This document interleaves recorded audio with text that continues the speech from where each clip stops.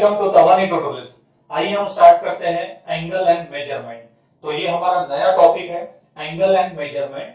जैसे कि आपने अभी तक के 8-9 स्टैंडर्ड में एंगल के बारे में आपने पढ़े होंगे, ठीक है। उसका मेजरमेंट भी आपको थोड़ा बहुत पता होगा। अगर नहीं भी पता है तो मैं आपको ये बेसिक लेक्चर में आपको सब मैं इसमें आपको डिटेल्स में बताने वाला हूँ। सबसे पहले हम बात करते हैं एंगल की।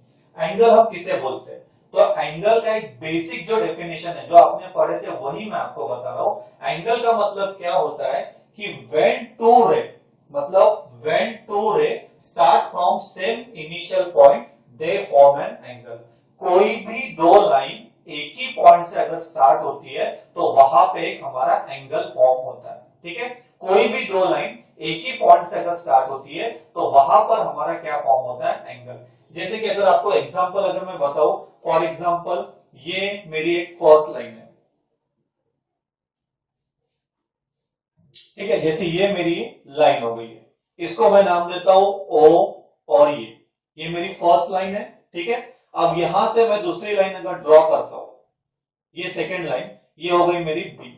अब देखिए फर्स्ट लाइन है मेरी ओ ए, सेकेंड लाइन है मेरी ओ बी। ये ए और बी लाइन स्टार्ट कहां से हो रही है? हमारी ओ से। तो यहां पे जो एंगल फॉर्म होता है, ठीक है, यहां पर एक हमारा एक एंगल फॉर्म हो रहा है, इसे हम कहते हैं एंगल फॉर्म करके। मतलब कोई भी दो लाइन एक पॉइंट से अगर स्टार्ट होती है तो वहां पर हमारा एक एंगल फॉर्म होता है। अब जैसे कि आपने एंगल में कौन कौन सा पढ़े? एक्यूट एंगल पढ़े। एक्यूट एंगल मतलब आपको पता ही होगा लेस देन 90, ठीक है। एक राइट एंगल आपको पता ही है जिसका एंगल क्या होता है? 90 डिग्री। एक ऑब्ट्यूज एंगल, तो ये सब आपको बेसिक पता ही है कि एंगल कौन कौन से रहते हैं? Acute angle, obtuse angle, right angle, ठीक है। एक्यूट यानी लेस देन 90, राइट एंगल जिसमें एंगल की मेजरमेंट क्या रहता है? 90, और ऑब्ट्यूज यानी मोर देन 90, ठीक है। तो अगर सपोज एंगल याद रखना है तो एंगल आप कैसे याद रखेंगे?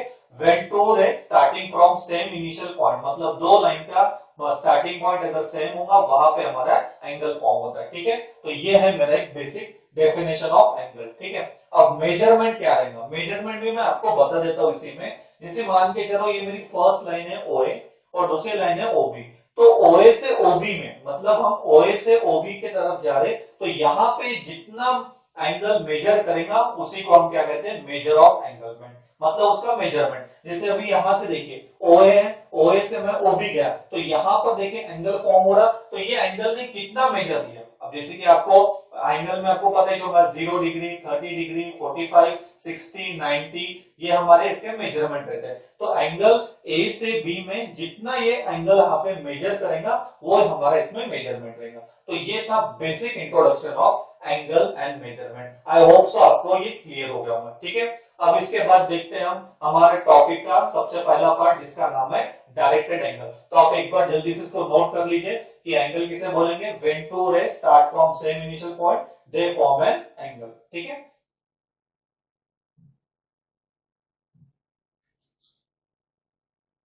नेक्स्ट डेफिनेशन है हमारी डायरेक्टेड एंगल। डायरेक्टेड एंगल बहुत ही इंपॉर्टेंट टॉपिक है।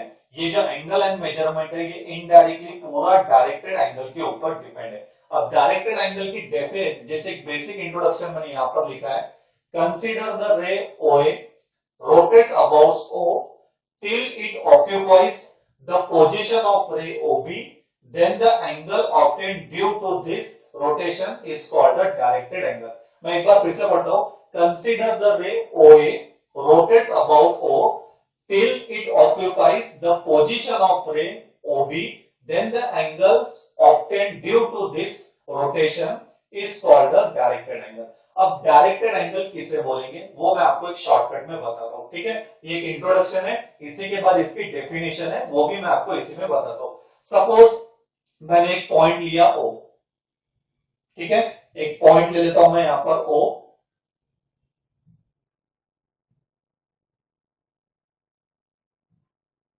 ये मेरा पॉइंट है ओ, ठीक है।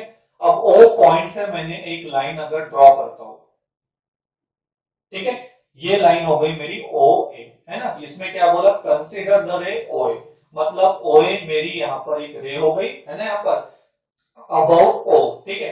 It occupies the position of ray O B. अब ओ ए से मैं इसको रोटेट करता हूं, रोटेट मतलब आपको पता है इसका मुड़ना। तो मैं यहाँ पे ओ ए को यहां से रोटेट करता हूं, मतलब ये लाइन को मैं यहां पर रोटेट कर दिया, ठीक है। तो ये जो लाइन है ये मेरी लाइन हो गई, ठीक है।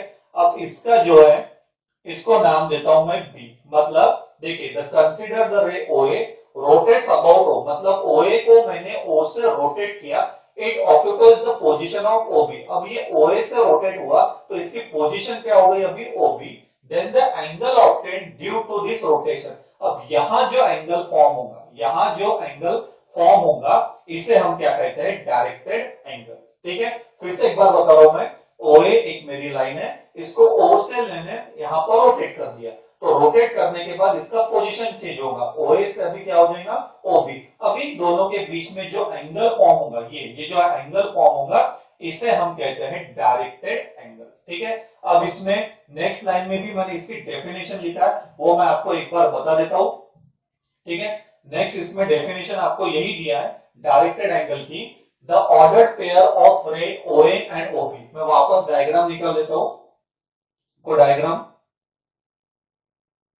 जैसे ये मेरा पॉइंट ओ है, यहां से ये लाइन, ये पॉइंट ए है मेरा, ओ से मैंने इसको ए को रोटेट किया, ये रोटेशन, इसको नाम देता हूं मैं बी। यहां जो एंगल फॉर्म होता इसे हम क्या कहते हैं, directed angle. The ordered pair of रे ओए एंड ओबी, ऑर्डर्ड पेयर का, तो ऑर्डर्ड पेयर ऑफ ओए एंड ओबी। अब बोलेंगे सर ऑर्डर्ड पेयर यानी क्या, जैसे कि आपने ऑर्डर्ड पेयर में, मतलब इसका मतलब आपको मुझे ये बताना है, आपने ग्राफ पढ़े हैं, ग्राफ में अगर जैसे आप देखे होंगे पॉइंट कुछ ऐसे रहते हैं 3,4, तो 3,4 मतलब ऑर्डर्ड पेयर पहले क्या रहता है x, उसके बाद क्या रहता है y, ठीक है। अगर ऑर्डर्ड पेयर देखा जाए तो 3 और 4, मतलब फर्स्ट पहले पॉइंट रहेगा x का, उसके बाद रहेगा y, कभी पहले y नहीं आ सकता, उसके बाद x नहीं रह सकता।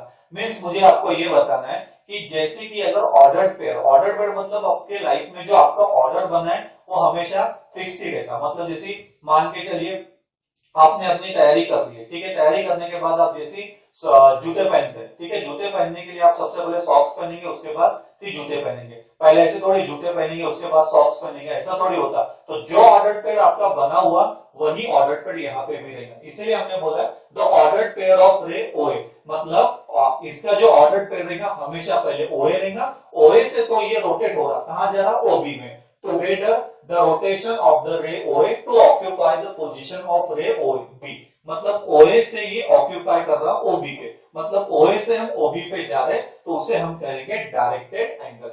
इसमें मुझे आपको ये बताना है, ये जो OA रहता है, ये जो OA है इसको हम बोलते हैं इनिशियल रे,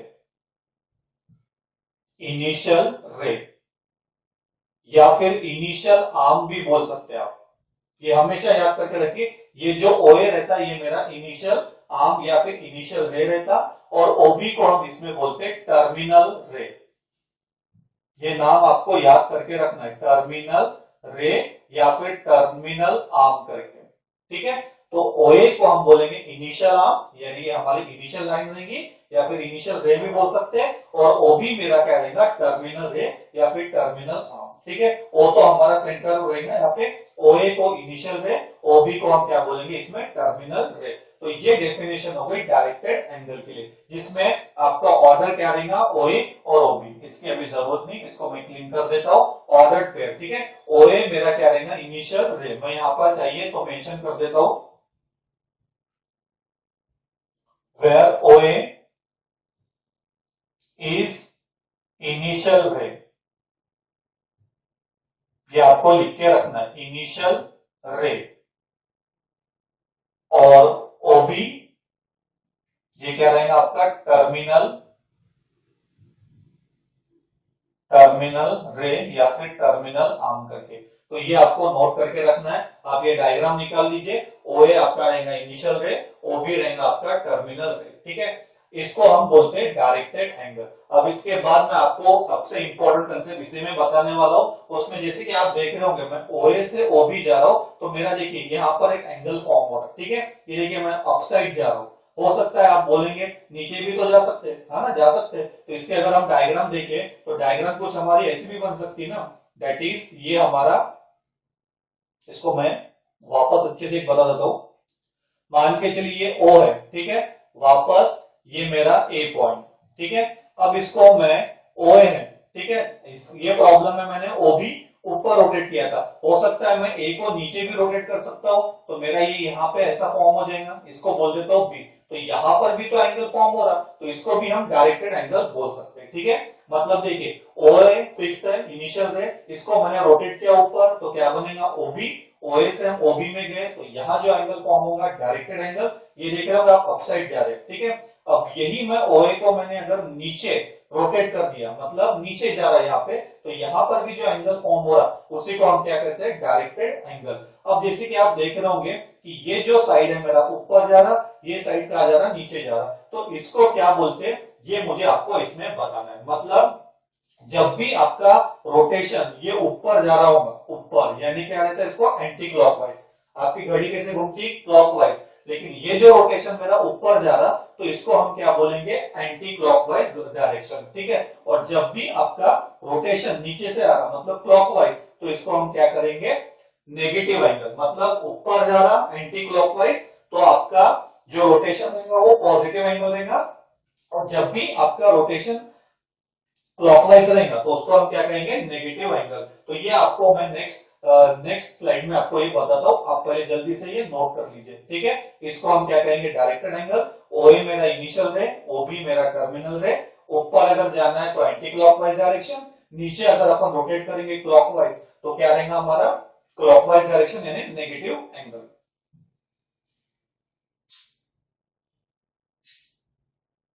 अब जैसे कि आप देख रहे होंगे, इसमें मैंने नोट लिख के रखा है, ठीक है। यहाँ पे मुझे आपको अच्छे से बताना है, ये आपको नोट करके रखना है। If the rotation of the initial ray is anti clockwise then the angle is positive angle. आप याद कीजिए, मैंने आपको डायग्राम में बताया था, जैसे कि ये मेरा O पॉइंट, ये मेरा इनिशियल रे, और ये A को मैंने रोटेट किया, तो जब भी if the rotation of the initial ray is anti clockwise, मतलब ये जो मेरा रोटेशन है ये ऊपर की तरफ जा रहा, मतलब एंटी क्लॉकवाइज, ठीक है, then the angle is positive, तो ये जो आपका रहेगा प्लस थीटा रहेगा। मतलब जब भी आपका इनिशियल रे ऊपर की तरफ रोटेट होगा, तो वो डायरेक्शन कौन सा रहेगा, एंटी क्लॉकवाइज, तो वो जो एंगल रहेगा वो पॉजिटिव एंगल रहेगा, ठीक है। नीचे नोट लिखा है, if the rotation of the initial ray is clockwise then the angle is negative। वापस देखिए डायग्राम, ये O पॉइंट, ये मेरा A यानी इनिशियल रे, अब ये रोटेशन मैंने नीचे कर दिया यानी क्लॉकवाइज, ये मेरा एंगल, ठीक है, इसको नाम देता हूं मैं B। अब मेरा रोटेशन कैसे है, क्लॉकवाइज, ठीक है, रोटेशन क्या है, clockwise, then the angle is negative, तो आपका एंगल क्या रहेगा, नेगेटिव। मतलब सिंपल आप याद रखिए कि जब भी इनिशियल रे ऊपर के तरफ यानी एंटी क्लॉकवाइज जाएगा, तो आपका एंगल पॉजिटिव एंगल रहेगा। जब भी आपका इनिशियल रे क्लॉकवाइज रोटेट होगा, तो आपका जो एंगल रहेगा वो कौन सा रहेगा, नेगेटिव एंगल, यानी अपवर्ड जाएंगे हम, जैसे ऊपर के तरफ हमारा रोटेशन रहेगा तो पॉजिटिव एंगल यानी एंटी क्लॉकवाइज के लिए पॉजिटिव एंगल। जब भी इनिशियल रे अगर क्लॉकवाइज रोटेट होगा, तो हमारा जो एंगल रहेगा वो रहेगा हमारा नेगेटिव एंगल। ये नोट आपको अच्छे से याद रखना है, जब भी अपवर्ड है पॉजिटिव एंगल, डाउनवर्ड यानी नीचे की तरफ रहेगा नेगेटिव एंगल यानी क्लॉकवाइज एंगल, ठीक है। जैसे यहाँ पर आपको लिखा है मैंने यहाँ पे मेजर ऑफ एंगल करके। अब जैसे मैंने आपको पहली स्टार्टिंग में बताया था कि इनिशियल रे से हम टर्मिनल रे की तरफ जा रहे, चाहे फिर वो एंटी क्लॉकवाइज हो और या फिर क्लॉकवाइज। अगर हम एंटी क्लॉकवाइज जाते तो यहाँ पे कुछ ना कुछ मेजरमेंट आएगा, उसी को हम क्या बोलते हैं इसमें, measure of angle.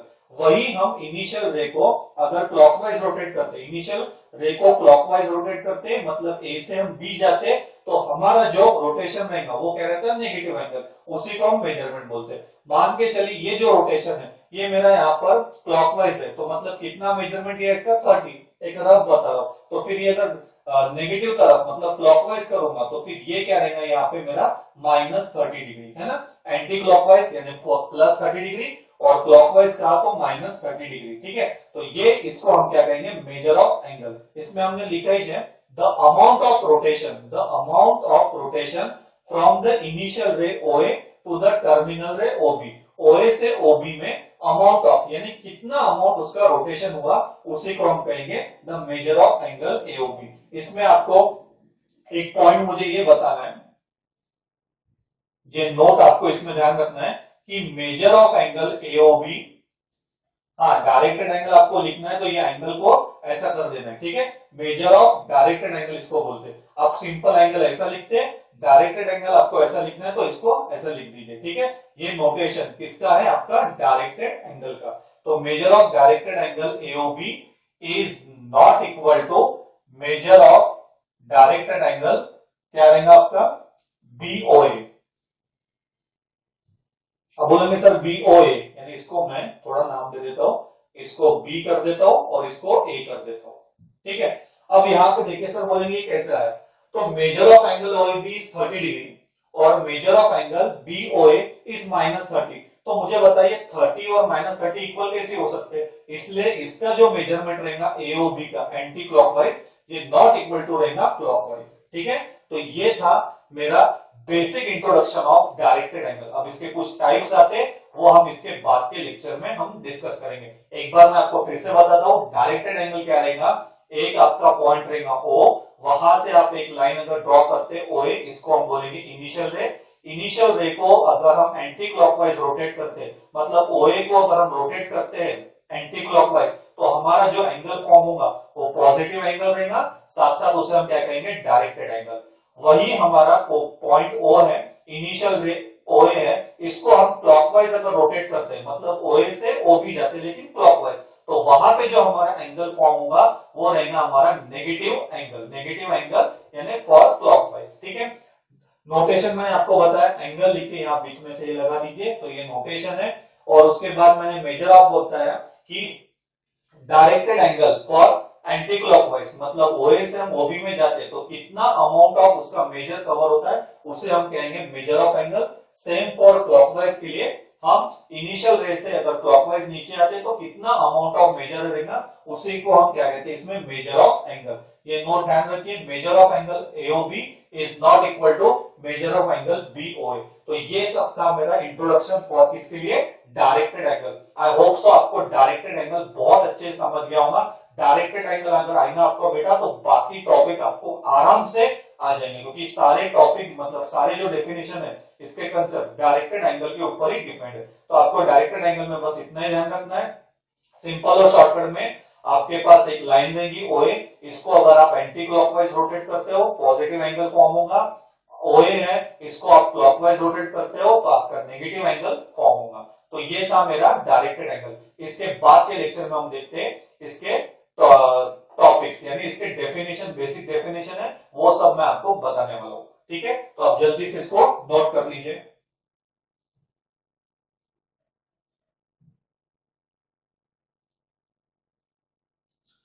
Next definition है हमारी यहाँ पर जीरो एंगल। ये सब डायरेक्टेड एंगल के टाइप्स ही है, उसमें हमें देखना है जीरो एंगल। अब जीरो एंगल किसे कहते हैं हम वो पढ़ लेते हैं। इफ द रे ओए has a zero rotation, that is it does not rotate, the initial arm itself is a terminal arm OB, then the angle so formed is a zero angle। मतलब इसमें हमें जीरो एंगल के लिए आप देख रहे होंगे मैंने यहाँ पर और एक नोट लिखा है, that is if the amount of rotation of the ray OA about O is zero, then the directed angle is called the zero angle। Means देखिए शॉर्टकट में क्या हो जाएगा, ये आपकी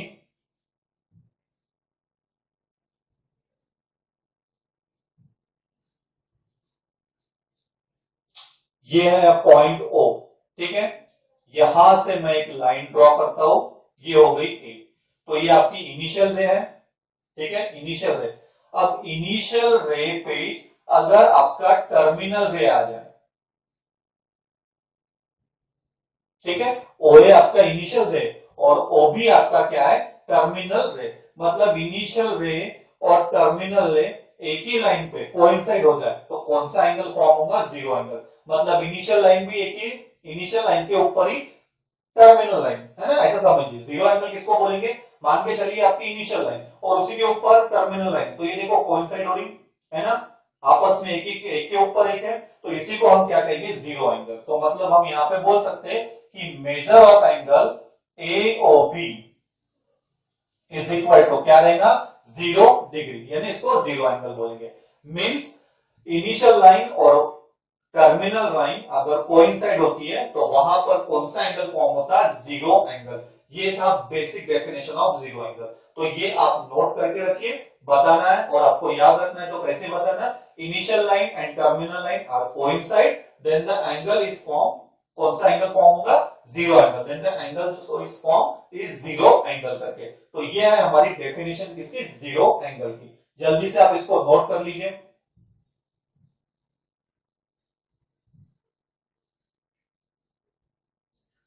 नेक्स्ट डेफिनेशन है हमारी स्ट्रेट एंगल।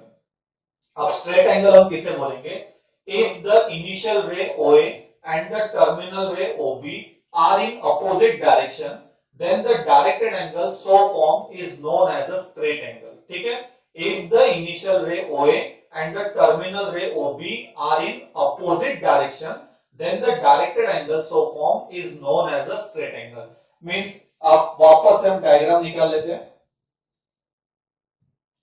ये जैसे मेरा पॉइंट O, ठीक है, ये A, इसे हम कहते हैं initial line. If the initial ray OA, ठीक है, and the terminal ray OB are in opposite direction, ये इनिशियल रे, ठीक है, आर इन अपोजिट डायरेक्शन, ये यहां पर ले लेता हूं मैं B, ठीक है।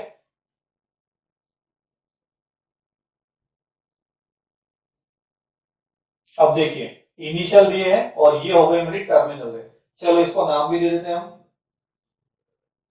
इनिशियल रे, और ये हो गया आपका टर्मिनल रे। देखिए इसमें क्या बोला, if the initial ray OA and the terminal ray OB are in opposite direction, then the directed angle so form is known as a straight angle. मतलब ये देखिए ना, एक लाइन में आ रहे लेकिन दोनों का डायरेक्शन कैसे, अपोजिट, तो इसको हम कहेंगे स्ट्रेट एंगल। और अगर आपको किसी ने बोला कि measure of angle AOB straight angle के लिए तो कितना रहेगा, देखिए ये अगर एक के ऊपर एक है तो जीरो एंगल, आपको पता है इसका अगर एक हाफ करते तो 90, लेकिन अगर ये पूरा रोटेट होता तो क्या रहेगा आपका, फर्स्ट क्वाड्रेंट में आपको पता है 90, फिर सेकंड में आते तो 90, तो 90 प्लस 90 यानी 180।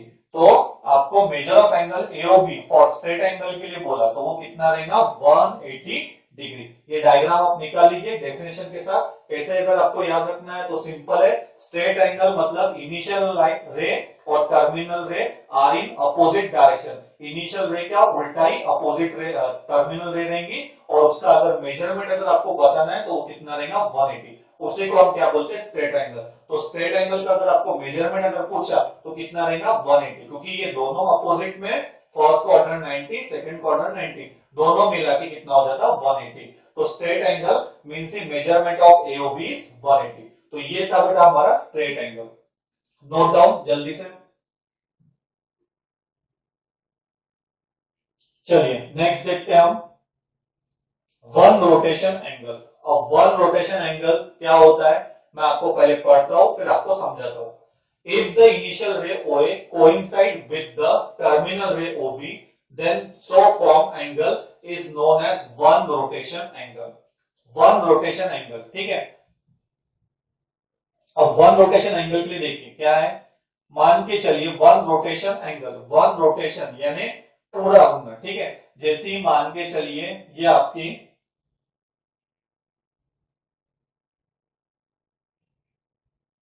ये पॉइंट O है, ठीक है, ये आपकी A, यानी ये लाइन हो गई आपकी इनिशियल रे, इनिशियल रे या फिर इनिशियल आर्म भी बोल सकते हैं।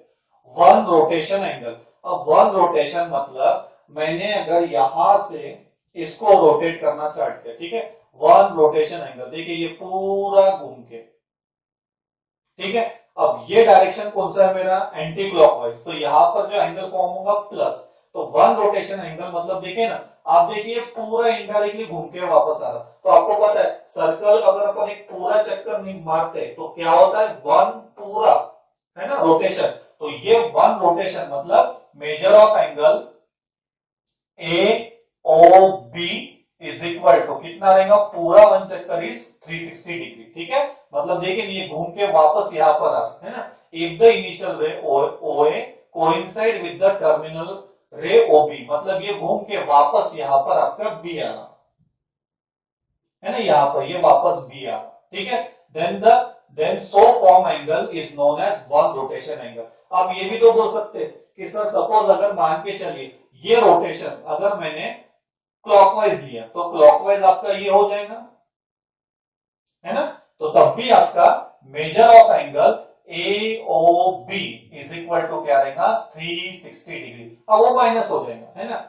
एंटी क्लॉकवाइज जाते तो प्लस और क्लॉकवाइज जाएंगे तो माइनस, मतलब वन रोटेशन एंगल आपको याद रखना है कि उसका मेजरमेंट कितना रहेगा, पूरा एक सर्कल का चक्कर यानी 360 डिग्री। ये था वन रोटेशन एंगल, मतलब जो हमारा इनिशियल रे घूम के वापस उसी के ऊपर वापस आ जाएगा तो उसे हम कहेंगे one rotation angle. Anti clockwise के लिए प्लस 360 डिग्री, क्लॉकवाइज के लिए माइनस 360 डिग्री।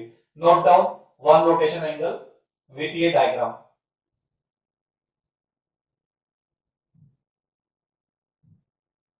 चलिए नेक्स्ट देखते हैं राइट एंगल। नाम तो सुना आपने राइट एंगल। राइट एंगल में आपको पता ही है कि उसका एंगल कितना रहेगा 90, है ना। जीरो एंगल याद कीजिए 0 डिग्री। उसके बाद क्या बताया था स्ट्रेट एंगल यानी 180, दोनों अपोजिट। उसके बाद वन रोटेशन एंगल पूरा कंप्लीट 360। राइट एंगल मींस आपको समझ गया होगा कि राइट एंगल में इसका जो एंगल है हमारा, इसका जो एंगल है कितना आएगा आपका 90 डिग्री। चलिए पढ़ते क्या बोला है, 1/4 of one rotation angle is called as one right angle. It is also half of the straight angle. One rotation angle is 4 right angle. ठीक है। चलिए एक सिंपल लैंग्वेज में आपको बता देता हूं। ये हमारी इनिशियल रे O और ये, ठीक है। 1/4 ऑफ वन रोटेशन एंगल मतलब ये हमारा 1/4 ऑफ वन रोटेशन एंगल, ये हमारा क्या है इनिशियल रे, है ना। उसके बाद इसी को मैंने अगर मान के चलिए 4 पार्ट में डिवाइड कर दिया, ठीक है। तो ये जो पार्ट हो गया मेरा फर्स्ट पार्ट, है ना, इसको चेंज कर देता हूं। ये हो गया मेरा दूसरा पार्ट, ये हो गया मेरा यहां से तीसरा पार्ट और ये हो गया मेरा चौथा part. 1/4 of one rotation angle is called the one right angle. मतलब ये जो हमारे क्वाड्रेंट है आपको पता है 90 90 90 पूरा 360। तो अगर आपको बोला है कि measure of angle A O B for right angle कितना रहेगा आपका आंसर 90 डिग्री, ठीक है। Measure of angle A O B is 90 degree. One rotation के आप 4 पार्ट कर दीजिए, उसका जो एक पार्ट रहेगा वो रहेगा राइट एंगल। सिंपल लैंग्वेज में आपको ध्यान रखना है कि राइट एंगल किसको बोलेंगे, जो हमारा वन रोटेशन एंगल है उसके 4 पार्ट कर दीजिए, 360 के 4 पार्ट यानी क्या हो जाएंगे 90, है ना। तो उसको हम क्या कहते हैं राइट एंगल। तो ये था हमारा राइट एंगल। Note down. चलिए नेक्स्ट डेफिनेशन देखते हैं, angle in a standard position, ठीक है। नेक्स्ट डेफिनेशन क्या है हमारी, angle in a standard position in the rectangular coordinate system. In a rectangular coordinate system a directed angle with its vertex at origin O and the terminal ray along the positive x-axis is called the angle in standard position। अब angle in standard position के लिए आपको क्या करना है वो मैं आपको सिंपल इसमें बताता हूं। जैसे इसमें हम पढ़ते हैं in a rectangular coordinate system a directed angle with its vertex at origin O. चलिए डायग्राम निकाल लेते हैं, डायग्राम से हम समझते क्या आएगा। वर्टेक्स ओ, ये वर्टेक्स ओ हो गया मेरा, ठीक है। Direct angle with vertex at origin O and the initial ray along the positive x axis, ठीक है। ये हो गई मेरी एक्स एक्सिस। चलिए इसको डायग्राम में हम ड्रॉ कर लेते हैं। सबसे पहले काम कर लेते हैं, X axis Y axis draw कर लेते हैं। ये वाई एक्सिस, ये मेरी एक्स एक्सिस, नाम दे देते हैं दिस इज एक्स एक्सिस, ये मेरा वाई एक्सिस, है ना। और ये सेंटर क्या है मेरा ओ। अब देखिए एंगल इन स्टैंडर्ड पोजीशन क्या बोलेंगे, इन अ रेक्टेंगुलर कोऑर्डिनेट हो गया, rectangular coordinate directed angle with its vertex at origin O and the initial ray along the positive x axis. चलिए इसमें से मैं कुछ लाइन ड्रॉ कर देता हूं।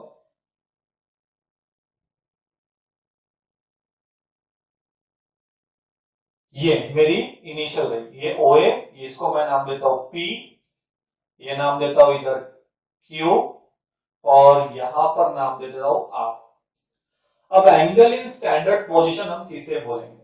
बहुत ही सिंपल है, कोई टेंशन लेने की जरूरत नहीं है। एंगल इन स्टैंडर्ड पोजीशन के लिए उसका वर्टेक्स ओ होना चाहिए, वर्टेक्स सबसे पहले ओ होना चाहिए, और उसकी इनिशियल जो रे है ना, इनिशियल रे, ये जो मैं यहां से अंडरलाइन करके दे रहा हूं, इनिशियल जो रे along the positive x axis, मतलब उसकी इनिशियल रे हमेशा एक्स एक्सिस ही होना चाहिए। मतलब जैसे अगर ये देखा जाए, अगर मैं बोल दूं कि मेजर ऑफ एंगल, मेजर नहीं लिख देते, ओनली डायरेक्टेड एंगल कौन सा, डायरेक्टेड एंगल देखिए कौन सा, एक्सओपी, एक्सओपी, एक्सओपी, ठीक है, कॉमा डायरेक्टेड एंगल ऑफ, उसके बाद एक्स ओ क्यू, एंड उसके बाद directed angle of X O R. Angle in standard position है क्या, है ना, देखिए ना, इसका वर्टेक्स ओ है और इसकी जो इनिशियल रे है वो एक्स एक्सिस है, ये इनिशियल रे, ये टर्मिनल रे, ठीक है, वापस ये इनिशियल रे, ये टर्मिनल रे, वापस ये इनिशियल रे, ये टर्मिनल रे। तो angle XOP, angle XOQ, angle XOR, angle in standard position, ऐसा एंगल जिसकी इनिशियल रे एक्स एक्सिस होना चाहिए और उसका जो सेंटर है मतलब वो क्या रहना चाहिए, ओ। बाकी टर्मिनल रे चाहे पी रहे, क्यू रहे, आर है, कोई फर्क नहीं पड़ेगा। एंगल इन स्टैंडर्ड पोजीशन के लिए आपको सिर्फ इतना ध्यान रखना है, उसकी जो इनिशियल रे वो हमेशा एक्स एक्सिस पे रहना चाहिए, मतलब वो ओ एक्स होना चाहिए। अगर सपोज किसी ने कहा sir angle, directed angle of P O Q, ये एंगल इन स्टैंडर्ड पोजीशन है क्या? नहीं, क्योंकि देखिए ओ, यहां पे देखिए ना, पी ओ क्यू, पीओ यानी इनिशियल रे और ओ क्यू टर्मिनल रे, अब ये एक्स एक्सिस पे है क्या, तो ये हमारा एंगल इन स्टैंडर्ड पोजीशन नहीं है, ठीक है, एंगल इन स्टैंडर्ड पोजीशन ये हमारा नहीं रहेगा, क्योंकि उसके लिए मैंने पहले कहा था कि उसका जो इनिशियल रे वो हमेशा एक्स एक्सिस पे ही होना चाहिए, तो इसको हम कहते हैं एंगल इन स्टैंडर्ड पोजीशन। तो एंगल इन स्टैंडर्ड पोजीशन कौन कौन से आपका है? एक्सओपी, एक्सओक्यू, एक्सओआर। लेकिन पीओक्यू, जैसे अगर मैंने कहा क्यू है ना, उसके बाद कहा ओ और आर, है ना, नहीं तो जनरली कंफ्यूजन नहीं होगा आपको। एक्सओपी, एक्सओक्यू और एक्सओआर हमारा एंगल इन स्टैंडर्ड पोजीशन है, बस पीओक्यू आपका एंगल इन स्टैंडर्ड पोजीशन नहीं है। जल्दी से इसको नोट डाउन कर लीजिए।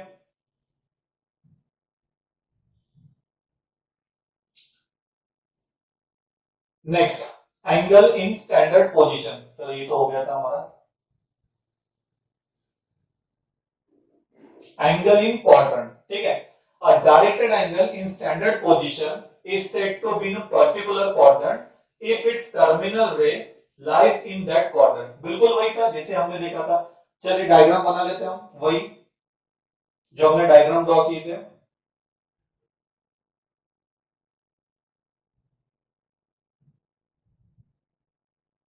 ये एक्स एक्सिस, ये आपका वाई एक्सिस है ना, ये आपका ओरिजिन ओ। जैसे मैंने यहां पर लिया था, याद कीजिए, पी, उसके बाद ये क्यू और देन ये आर।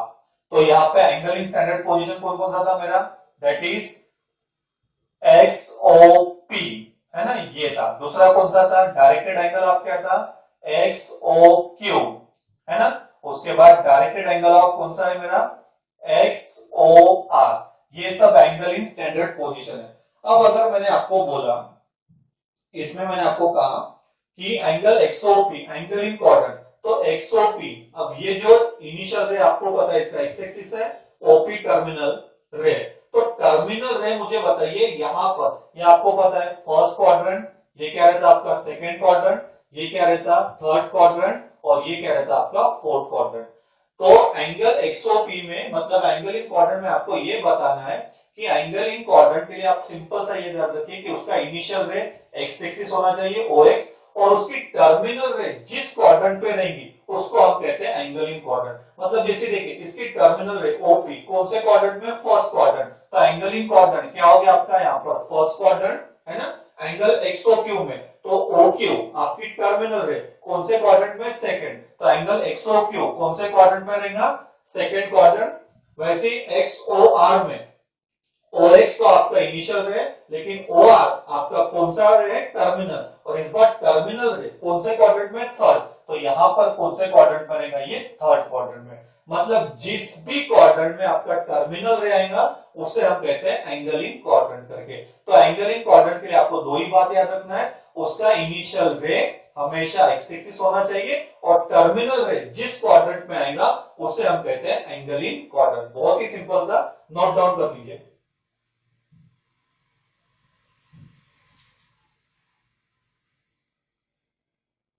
चलिए नेक्स्ट क्या है, क्वाड्रेंटल एंगल। क्वाड्रेंटल एंगल किसे कहेंगे, a directed angle in standard position whose terminal ray lies along x axis और y axis is called quadrantal angle। और डायरेक्टेड एंगल, ऐसा डायरेक्टेड एंगल जो स्टैंडर्ड पोजीशन में हो, whose terminal ray lies along x axis और y axis। बहुत ही simple है, चलिए हम ड्रॉ कर लेते हैं इसको।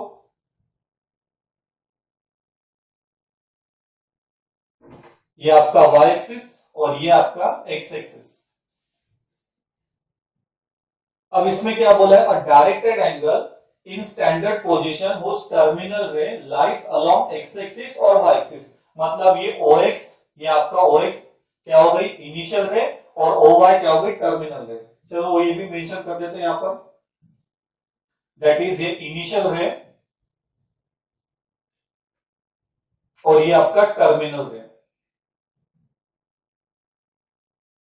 मतलब इनिशियल रे और टर्मिनल रे आपका एक्स और वाई एक्सिस पे रहेगा, उसे हम कहते हैं क्वाड्रेंटल एंगल। मतलब ओ एक्स आपका इनिशियल रे कहां पे रहेंगे, एक्स एक्सिस, और ओ वाई क्या है आपका टर्मिनल रे, वो कहां पे रहेंगे, वाई एक्सिस। उसी को हम क्वाड्रेंटल एंगल बोलते हैं। उतना इंपॉर्टेंट नहीं, बस समझने के लिए आपको यही इसमें याद रखना है कि आपकी इनिशियल रे एक्स एक्सिस पे या फिर वाई एक्सिस पे या फिर वाई एक्सिस पे या फिर एक्स एक्सिस पे रहेंगी, उसे हम कहते हैं क्वाड्रेंटल एंगल। तो ये था हमारे basic definition of directed angle. इसमें हमने क्या देखे, सबसे पहले डायरेक्टेड एंगल की डेफिनेशन, उसके बाद जीरो एंगल। जीरो एंगल मतलब इनिशियल रे और टर्मिनल रे एक ही लाइन पे रहेंगे, कोइंसाइड होंगे, उसे हम कहते हैं जीरो एंगल। उसका मेजरमेंट क्या रहता है, 0 डिग्री। उसके बाद हमने देखे स्ट्रेट एंगल। स्ट्रेट एंगल में इनिशियल रे और टर्मिनल रे दोनों अपोजिट डायरेक्शन में रहेंगे, measurement is 180। One rotation angle मतलब इनिशियल रे पूरा रोटेट होके वापस टर्मिनल रे पे आ जाए, इनिशियल रे पे, उसे हम कहते हैं वन रोटेशन एंगल। उसका मेजरमेंट क्या रहता, 360 degree.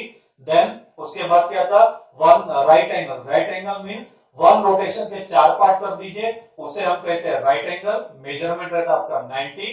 Angle in a standard position, angle in standard position ये इंपॉर्टेंट है। इसमें मैंने कहा था इनिशियल रे इसका एक्स एक्सिस पे रहेगा, और जो टर्मिनल रे वो चाहे फर्स्ट क्वाड्रेंट, सेकंड क्वाड्रेंट या थर्ड क्वाड्रेंट बनेगा, उसे हम एंगल इन स्टैंडर्ड पोजीशन में बोलते हैं, और साथ में एंगल इन क्वाड्रेंट भी बोलते हैं। ठीक है, और लास्ट पार्ट था हमारा क्वाड्रेंटल एंगल। क्वाड्रेंटल एंगल में एक्स एक्सिस और वाई एक्सिस पे इनिशियल और टर्मिनल रहेंगी, उसे हम कहते हैं क्वाड्रेंटल एंगल। तो ये था सब basic definition of directed angle. आप इसको देखिए, पढ़िए, समझिए, कुछ भी डाउट है तो आप मुझे पूछ सकते हैं। Thank you.